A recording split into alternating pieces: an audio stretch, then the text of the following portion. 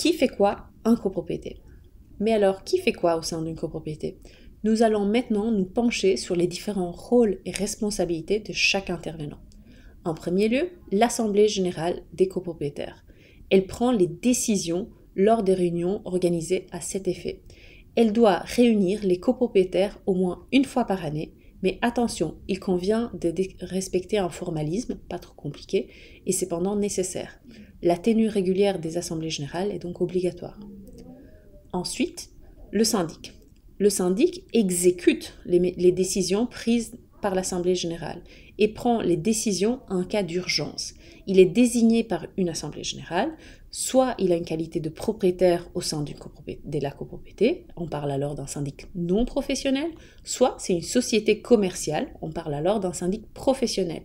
Si le syndic est une société commerciale ou une profession libérale, alors elle doit être inscrite à l'IPI ou alors auprès d'un des autres instituts qui donnent accès à la profession, comme par exemple le comptable, géomètre ou encore avocat, architecte ou notaire. La nomination d'un syndic est obligatoire. Puis, nous avons le commissaire aux comptes. Celui-ci, il vérifie que les comptes de l'association des copropriétaires soient en ordre. Il est obligatoire et il est désigné pour vérifier la comptabilité de la copropriété. La nomination d'un commissaire aux comptes se fait également à l'Assemblée générale. Pour finir, il y a le conseil de copropriété. Cet organe, il est surtout utile dans les grandes copropriétés et est composé uniquement de copropriétaires. Il a pour rôle de contrôler le bon déroulement de la mission du syndic. Il n'est obligatoire que pour les copropriétés de plus de 20 lots, à l'exclusion des caves, garages et parkings. Au sein d'une petite copropriété, les missions du syndic sont relativement faciles à mettre en œuvre et avec un peu d'organisation, tout ça est du domaine du possible. Quels sont donc les rôles du syndic? En bref, la mission du syndic est de représenter l'association des copropriétaires, de mettre en œuvre les décisions de l'Assemblée générale et d'exécuter les missions prévues par la loi. En pratique, ça se traduit par les missions principales suivantes. Organiser les assemblées générales, rédiger les comptes de la copropriété, établir un budget financier estimatif, tenir à jour la liste des copropriétaires, détenir les pièces et documents de la copropriété, gérer les urgences, donc les actes conservatoires, informer le notaire en cas de vente d'un lot et transmettre tous les documents à son successeur. Donc, comment maintenant se traduisent ces responsabilités dans la pratique? Le syndic, il doit tout faire pour bien gérer la copropriété. Il n'est pas pour autant responsable si, après avoir mis en œuvre le nécessaire, le résultat n'est pas au rendez-vous. Le syndic non professionnel ou professionnel est responsable de sa mission, mais il s'agit avant tout d'une responsabilité de moyens et non de résultats. Illustrons les limites de la responsabilité du syndic avec quelques cas concrets.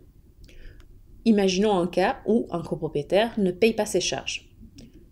L'information lui a été transmise. Il n'y a pas eu de contestation des montants. Il y a eu des rappels de la part du syndic. Mais il n'y a pas d'argent dans les caisses. À ce moment-là, la responsabilité du syndic n'est pas engagée. Elle n'est pas non plus engagée, par exemple, si un corps de métier ne réalise pas des travaux qui lui ont été correctement demandés.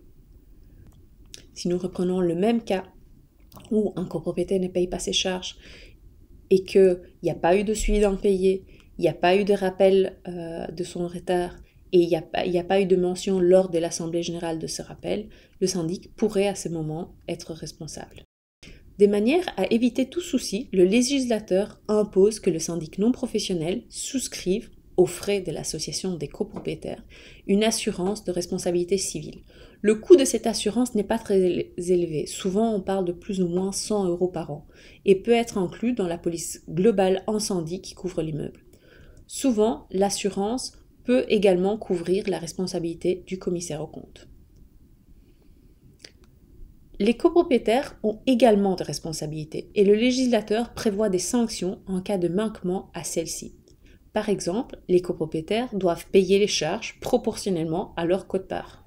Ils doivent aussi participer aux assemblées générales s'ils souhaitent s'impliquer dans le processus de fonctionnement et de décision de la copropriété. Ils doivent aussi respecter les principes du vivre ensemble. Si cela ne devait pas être le cas, le législateur a mis des solutions en place, comme le syndic peut initier des procédures en recouvrement sans demander l'avis de l'Assemblée générale en cas de défaillance de paiement. Une deuxième Assemblée générale peut être convoquée si la première ne peut se tenir parce qu'il n'y a pas suffisamment de participants, donc si elle ne dispose pas du quorum. Des procédures en annulation de l'Assemblée générale sont également organisées en cas d'abus de la part d'un des groupes des copropriétaires.